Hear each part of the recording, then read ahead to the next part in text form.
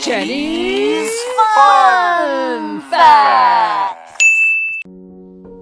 As I went down, I remember panicking. Then I felt like I became two people in one. My living self and my subconscious self. It would be the same feeling I would get when I would get visions and out-of-body experiences a few years later in my teens. Whether or not it was due to this experience is something I may never know. Warmth came over me as I could feel my body falling as my heavy jeans were pulling me down farther and farther into the pool. My jeans weighed as much as I did, so there was no winning in my fight. I could see a glimmer of light up above me, whether it was from the indoor pool light or that of heaven. My one finger that they taught us to raise if we ever got into trouble pointed to the light I could see before me.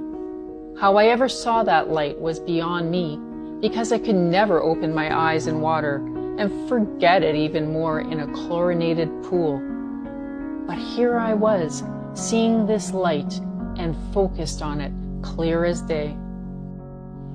I felt a sense of peace coming over me, even as I tried to hold my breath, and I just wanted to let go. Let go from this world.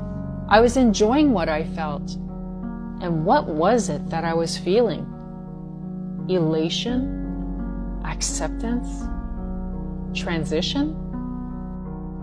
How disappointing my real self must feel, knowing that I'll never feel the touch of my violin or even speak to my family again. Just as all these thoughts raced by, I remember my fragile 9-year-old arm being yanked, and then darkness. Until I woke up around my classmates sitting around me, alongside our pool instructor, Richard, as they were calling my name in a panic. Jenny! Jenny! I looked over, and there was my mom coming in from the front door of the pool complex. All I could ask is, how did she get there so quick?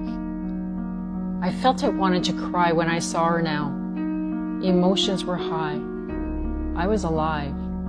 Oh my God, I was alive! Where what felt like 2 seconds before that, I was somewhere else. In my peace place.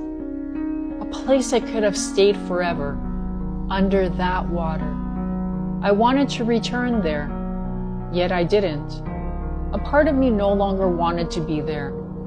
I felt afraid now to return to the pool. Embarrassed a little, perhaps. I would be named that person that almost drowned.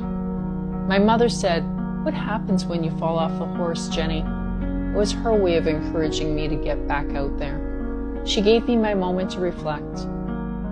However, I feared most not getting my badge that I worked so hard for.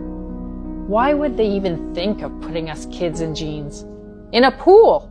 What, to save us from a heavy ocean one day while sailing? We didn't even live near an ocean, and some of our surrounding 100 Ontario lakes would have us walking a mile before we could even dunk our heads or wet our knees. Not to mention, who goes out on a boat trip with jeans on? My instructor was a sweetheart and very caring. He made sure I got my badge. 5 years later, I found out that he was the brother to one of the ringette players on my team. I always wanted to say hello, but never got my chance. A year later, I saw him at the community college walk by me, while I was in a meeting with the head dean of the police sciences program. I had always dreamed of being one. I asked the dean who that person was, and he confirmed it was Richard.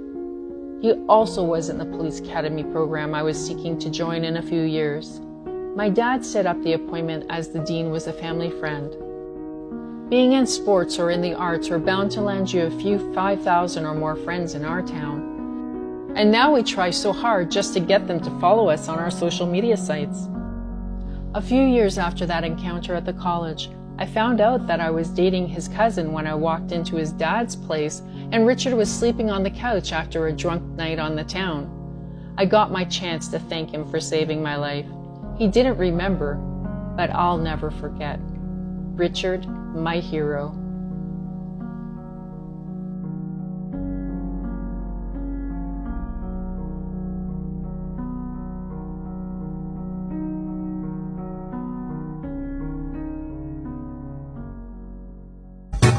Fun fact.